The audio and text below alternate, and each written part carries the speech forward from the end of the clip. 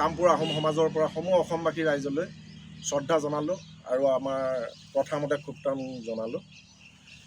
আমি বৃহত্তৰ কামপুৰ আহোম সমাজে অহা 30 আৰু 31 জানুৱাৰী তাৰিখে কামপুৰ এই মৈদামস্থলীত আমি আমাৰ পৰম্পৰাগতভাৱে মেডাম মেফি উদযাপন কৰিবৰ বাবে আয়োজন কৰিছোঁ।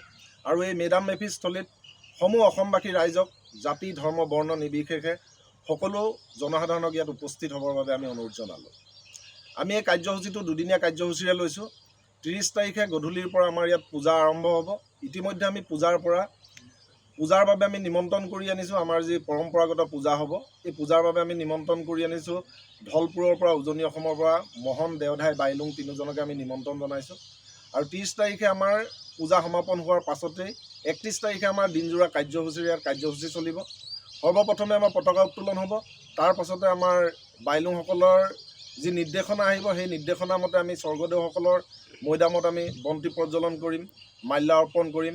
আৰু ইয়াত আমি অস্থায়ীভাৱে আমাৰ যি 43জন স্বৰ্গদেৱে যি শাসন কৰিছিলে, 600 বছৰ ৰাজত্ব কৰিছিলে, সেই স্বৰ্গদেউসকলৰ স্মৃতিত আমি ইয়াত মৈদাম স্থাপন কৰি লৈছোঁ। সৰু সৰুকৈ মৈদাম স্থাপন কৰিছোঁ, তাত আমি পূজা অৰ্চনা কৰিম। তাৰ পাছতে আমাৰ এটা সাংস্কৃতিক এটা শোভাযাত্ৰা ওলাব। এই শোভাযাত্ৰাটো আমাৰ বৃহত্তৰ কামপুৰ আহোম সমাজে সমন্বয় যাত্ৰা নাম দি আমি এটা শোভাযাত্ৰা উলিয়াম। এই শোভাযাত্ৰাটোৰ জৰিয়তে আমি প্ৰত্যেকটো জাতি জনগোষ্ঠীক একত্ৰিত কৰাৰ এটা পৰিকল্পনা লৈছোঁ। আৰু প্ৰত্যেকটো জাতি জনগোষ্ঠীৰ নিজৰ নিজৰ যি কৃষ্টি সংস্কৃতি আছে, প্ৰত্যেকটো কৃষ্টি সংস্কৃতিক লগত লৈ আমি এই শোভাযাত্ৰাটো সমাপন কৰিম। তাৰ পাছতে আমি এখন মুকলি সভাৰ আয়োজন কৰিছোঁ। এই মুকলি সভাৰ বাবে আমি ইতিমধ্যে নিমন্ত্ৰণ জনাইছোঁ আহোম জাতীয় মহাসভাৰ সভাপতি সুন্দৰজ্যোতি লাহন ডাঙৰীয়াক, আৰু আমি মহেন্দ্ৰ দিহিঙীয়া ডাঙৰীয়াক, আৰু আমি গোলাঘাটৰ কৃষ্ণ বৰুৱা ডাঙৰীয়াক আমি নিমন্ত্ৰণ জনাইছোঁ। ইতিমধ্যে আমি আৰু 2-4জনৰ লগত যোগাযোগ কৰি আহিছোঁ বিশিষ্ট ব্যক্তিৰ লগত। তেওঁলোকে আমাক সময় যদি দিয়ে তেনেহ'লে আমি পৰৱৰ্তী সময়ত আমি সমগ্ৰ জনসাধাৰণক জনাই দিম আৰু কোন কোন ইয়াত উপস্থিত থাকিব।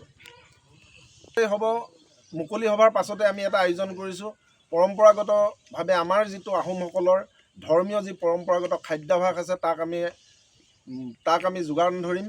ঠিক এই মুকলি সভাখনৰ পাছতে আমাৰ প্ৰীতিভোজ হ'ব। খাদ্য সম্ভাৰ শেষ হোৱাৰ পাছতেই আমাৰ এই কাৰ্যসূচী সমাপ্ত হ'ব। কিমান মানুহ এই অনুষ্ঠানটোত আয়োজন কৰিছে, কিমান মানুহ সমাগম হ'ব? এই অনুষ্ঠানটোত আমি 4000 মানুহৰ আমি সমাগম হোৱাৰ আমি এটা আশা প্ৰকাশ কৰিছোঁ। আৰু ইতিমধ্যে প্ৰত্যেক বছৰে যথেষ্ট মানুহৰ সমাগম হয়। প্ৰত্যেকটো জাতি জনগোষ্ঠী একত্ৰিত হৈ ইয়াত লগ হয়।